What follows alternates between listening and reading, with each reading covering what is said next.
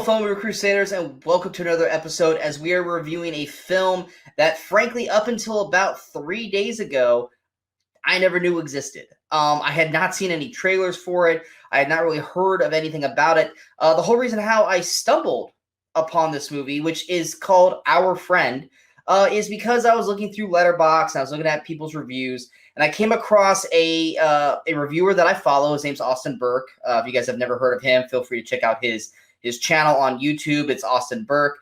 And he was raving about this film. And as I read his review and was kind of going over who the cast was, I was like, wait, I like all these people. Why haven't I heard of this movie? I checked out the trailer, and I was immediately hooked by the movie that I had, or the trailer that I had just seen, and knew I had to go out and see this, or see it on demand. It got released on demand last week. It's from 2019. It was all through the festivals in 2019. I think it was supposed to get a 2020 release, but because of COVID, it didn't. But it dropped on video on demand last week. So I'm a week late on the review, but let's face it. Like I said, 3 days ago, didn't know this movie existed. But basically, the main plot of Our Friend, which is based on a true story, by the way, is after receiving life-altering news, a couple finds unexpected support from their best friend, who puts his own life on hold and moves into their family home, bringing an impact much greater and more profound than anyone could have imagined. Your three main leads are also people that I am big fans of. Jason Segel plays the friend, Dane. I've been watching Segel pretty much through his entire career, whether it be from How I Met Your Mother, Forgetting Sarah Marshall, and other films as well. I'm a huge fan of him. And, of course, Casey Affleck. This guy, he's had some problems here and there, but his performance from Manchester by the Sea is phenomenal. And I've actually tend to like more Casey Affleck every time I see him in performances. He's just kind of one of those quiet guys that you don't think about him much as an actor, but when he shows up in films, he always does a fantastic job. He plays Matt Teague, the actual author of the story that this movie is based off of.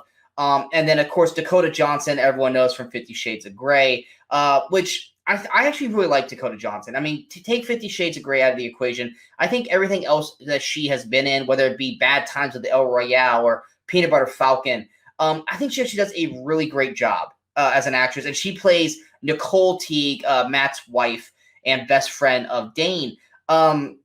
This story, first off, like I said, it is a true story. It is all based off of an article that Matt wrote about basically the story that we were about to see. Basically, Nicole is a theater actor, and she became friends with Dane, who was a stagehand during one of her plays, and she's newly married to Matt in the film. And all three of them basically develop a really close friendship. Mac ends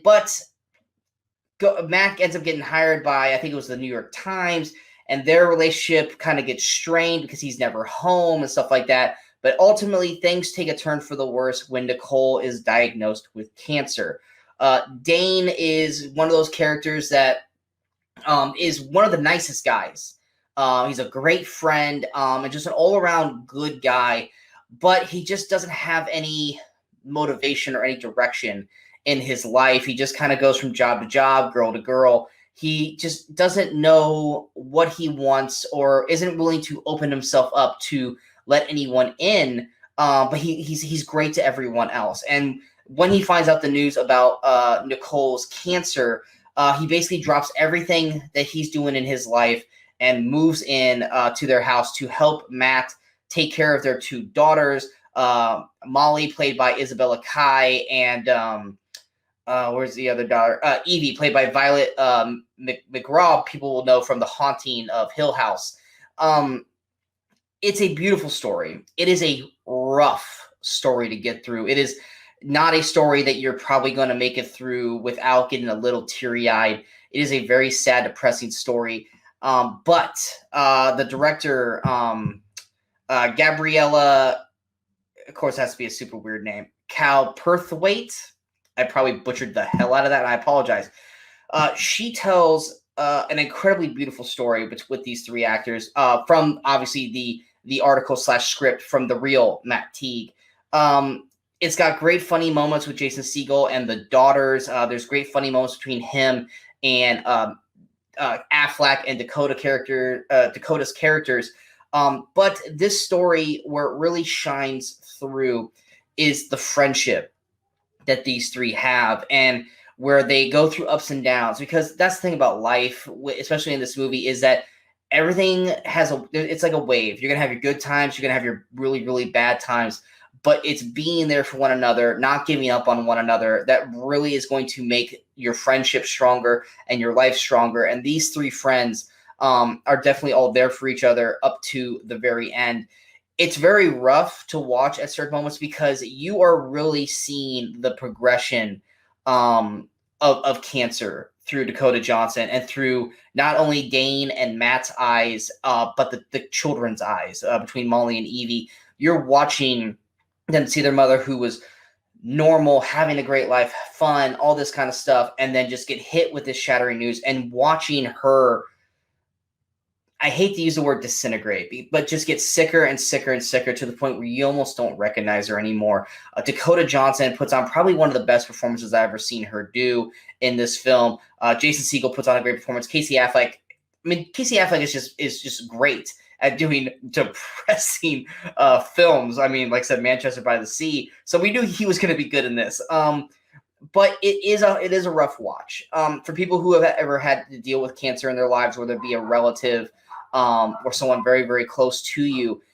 This is going to be hard to get through because this is a very hard watch, watching the decline of Nicole's health all the way to the end of the film. The one thing I could probably go with negatively about this film is that they kind of tell the film out of order.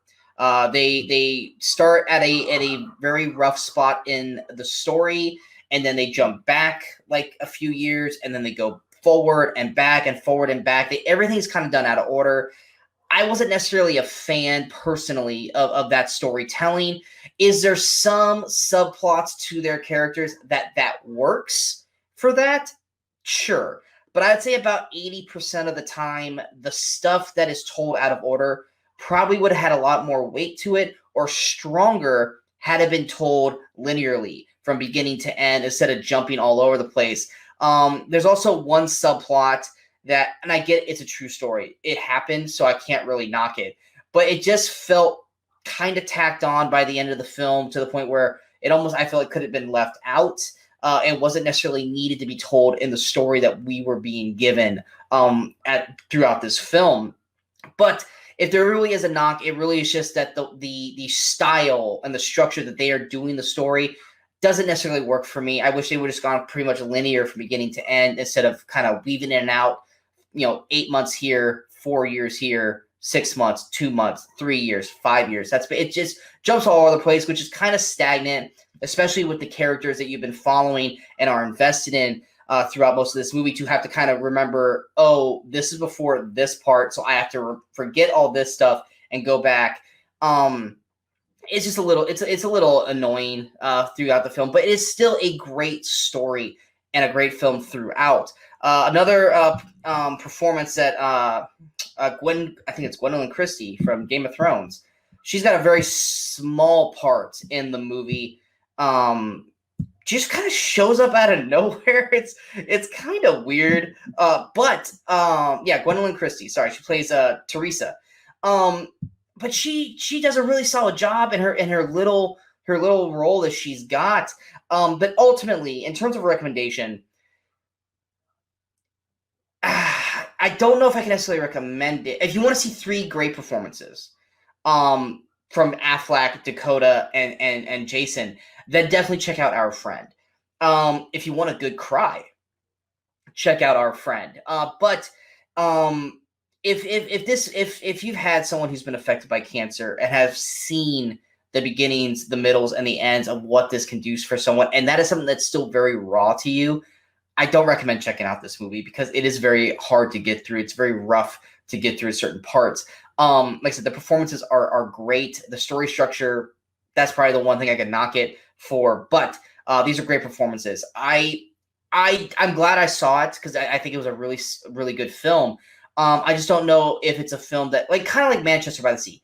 It's a very rough film to get through. It's a fantastically performed film. But is it something I recommend people, hey, go watch this incredibly depressing film. You'll love it. No. So it's one of those movies where if you want to watch this, I highly recommend it. If you don't want to watch this, I'm not going to basically go out of the way and say you need to check this movie out. But these three put on a great performance. It's a beautiful story. It's a hard story and depressing story, but it is a beautiful story nonetheless.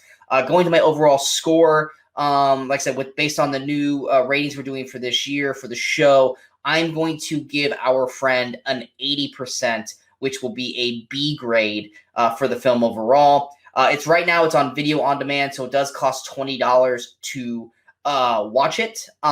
So check it out if you guys want, but just be prepared to have tissues ready if you are a crier when it comes to films.